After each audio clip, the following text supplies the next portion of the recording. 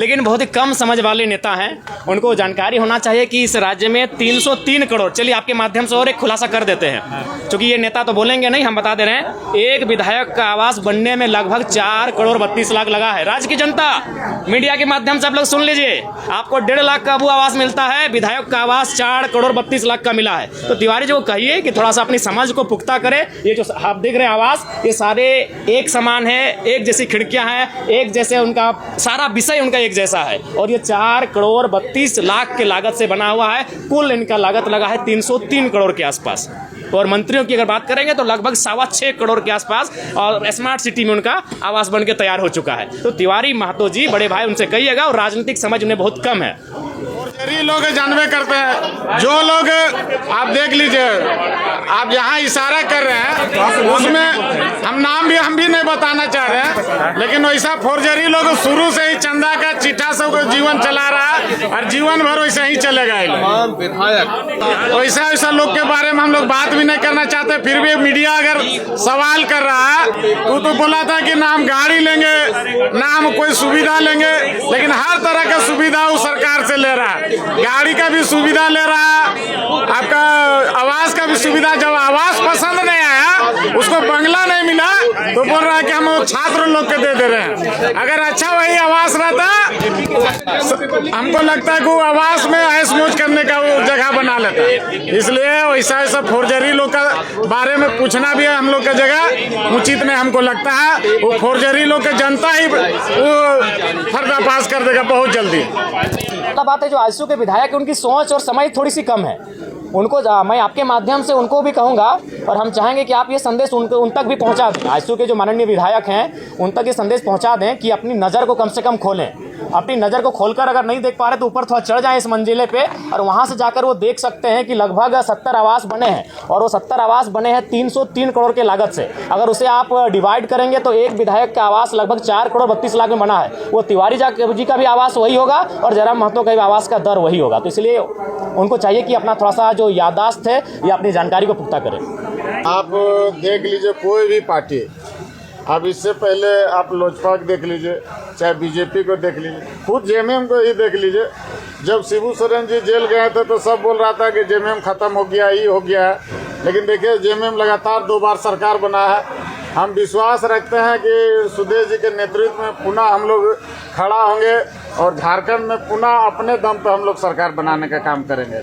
विश्वास होना चाहिए लोगों के बीच में। लोग भरम में रहता है, और भरम ज़्यादा दिन चलता नहीं है, और सुदेश जी जैसा नेता झारखंड में मिलने वाला नहीं है, इतना हम जानते हैं। और लोगों को सुदेश जी के बारे में सभी को मालूम है कि आज विधानसभा जो है, विधानसभा में एक नेता जो होना चाहिए था, उस तरह का नेता भी विधानसभा में देखने को नहीं मिल रहा है। 3 सत्ता पक्ष के नेताओं ने मैया सम्मान योजना पर बहुत ज़्यादा बहस किया था, महिमा मंडन किया था। तो मैंने ये तर्क दिया था कि आप 2500 रुपये पर महिमा मंडन कर रहे हैं, और आप सैलरी 2 लाख का ले रहे हैं, आप टीएडीए लाख का ले रहे हैं, तो आप भी इनको में कटौती कीजिए, इन सुविधाओं का त्याग कीजिए। आज मैं फिर कह रहा हूँ कि जिस दिन ये विधेयक पारित होगा इस सदन में, कि विधायक की सैलरी 2,13,000 ना होकर 60,000 होगी, एक तृतीय वर्ग कर्मचारी के समान, पहला विधायक का हस्ताक्षर जयराम महतो का होगा। लेकिन आप सही बोले थे कि जयराम महतो जो बोलता सो करता। सवाल था कि क्या जयराम महतो सरकारी सुविधा नहीं लेंगे, या आवेश में ये चीजें बोल रहे हैं? नहीं, आज भाषा जो है आज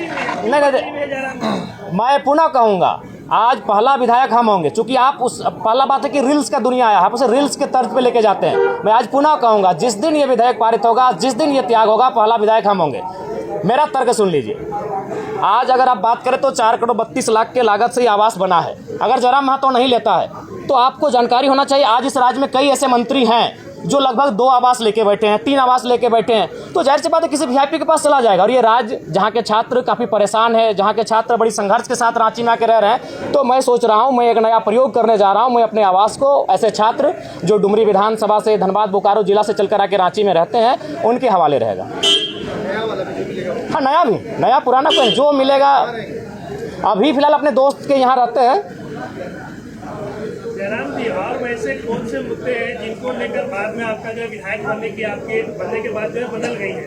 गाड़ी को लेकर भी सवाल, गाड़ी तो कई विधायक लिया है, लेकिन आपने ये कहा था कि हम विधायक बने दोस्त की गाड़ी से चलेंगे और उसमें लिखा रहेगा कि ये गाड़ी विधायक जी का दोस्त। जी जी, लेकिन मैंने पहले ही कहा है कि मैं अपने सिद्धांतों से, अगर आवाम को नुकसान ना हो, एक बहुत बड़ी आबादी को कोई नुकसान ना हो, तो मैं अपने सिद्धांतों के साथ रहूँगा। जैसे अभी मैं चप्पल पहन के नहीं आता हूँ, मेरे इस वचन से मेरी आवाम को कोई नुकसान नहीं है, जयराम महतो को भी व्यक्तिगत नुकसान नहीं है, लेकिन मेरे गाड़ी वाले मसले से मेरी आवाम को भी नुकसान था। नुकसान कैसा था?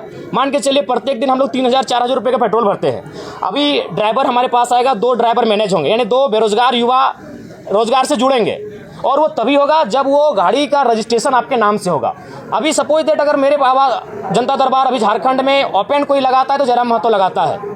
आप प्रशंसा करें, हमारी बुराई करें, खिंचाई करें, अलग बात है, लेकिन जो चैलेंजिंग विषय है, मिट्टी में बैठ के कोई जनता, और उस समय बहुत सारी समस्या ऐसी आती है कि बाबू हमको 500 रुपये का ही मदद कर दीजिए, बाबू हमको हॉस्पिटल का मामला है, हमको दवाई घट गया है, तो अपनी हैसियत के अनुसार हम उसे उनका मदद करने का प्रयास करते हैं। तो अगर मान के चलिए सरकार से हमें 3 से 5 हज़ार रुपये का टी आएगा और उसे अगर हम अपने उपयोग में लाएंगे तो हम फिलहाल जो पैसा तेल में खर्च कर रहे हैं वो मेरे पास बचेगा, और जो लोग मेरे जनता दरबार में इन छोटी छोटी समस्याओं को लेकर आ रहे हैं उनका समाधान हो पाने में हम सक्षम हो पाएंगे।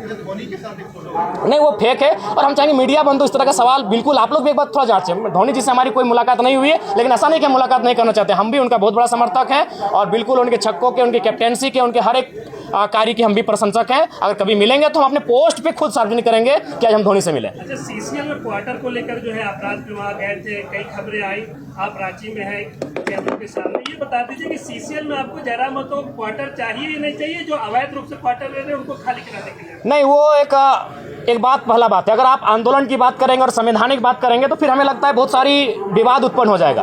अगर आप कहेंगे कि कुछ आंदोलन के तरीके ऐसे होते हैं जो लगता है कि लीक से हटकर है, अगर आप झारखंड अलग राज्य की लड़ाई को जानते हैं और यदि आपके परिवार के कोई सदस्य झारखंड आंदोलन की लड़ाई में भाग लिए हैं तो उस लड़ाई को भी आप कहीं ना कहीं ये मानेंगे कि सड़क जाम करना ये तो संवैधानिक नहीं था, लेकिन कभी कभी ऐसे क्रियाकलाप करने पड़ते हैं जिससे दिल्ली तक आवाज़ जाए। जो चूंकि झारखंड आंदोलन सड़क जाम करके किया गया है, झारखंड आंदोलन बहुत बृहद पैमाने पर, तो कहीं ना कहीं वो जो मेरा मास्टर स्ट्रोक था वो इसी ध्यान को आकर्षण करना था कि जो लोग 5500 क्वार्टर में कब्जे पर है, कम से कम एक बार फिर से ये मामला राज्य में गरमाए। अगर इस हिसाब से देखा जाए तो अगर पुलिस को जगाना तो पहले चोरी करनी पड़ेगी, तब पुलिस जगेगा, भाई चोरी हुई तब जाएगा। नहीं, ये चोरी का सवाल नहीं है, ये राज्य का विषय है। चोरी एक मामूली विषय है इस राज्य। तरीके से तो इसी मुद्दों को नहीं उठाया जा सकता। नहीं, कभी रास्तों को, झारखंड आंदोलन इसी रास्ते से बना है। आप झारखंड आंदोलन अलग राज्य का समर्थन करते हैं, हाँ या ना? तो झारखंड राज्य बना ही उसी रास्ते से, तोड़ फोड़ से, बंदी से, इसीलिए उस सवाल को विराम दीजिए, आगे बात कीजिए। देखिए, जब सीढ़ी आप खुद बोले हम समर्थन करते हैं, आप अभी 30 सेकंड पहले बोले कि हम झारखंड राज्य का समर्थन करते हैं, तो मैं बताना चाहता हूं, चूंकि मैं एक आंदोलनकारी का बेटा हूं, झारखंड राज्य सड़क जाम करके लिया गया, इसलिए इस सवाल को अब रखिए। अगला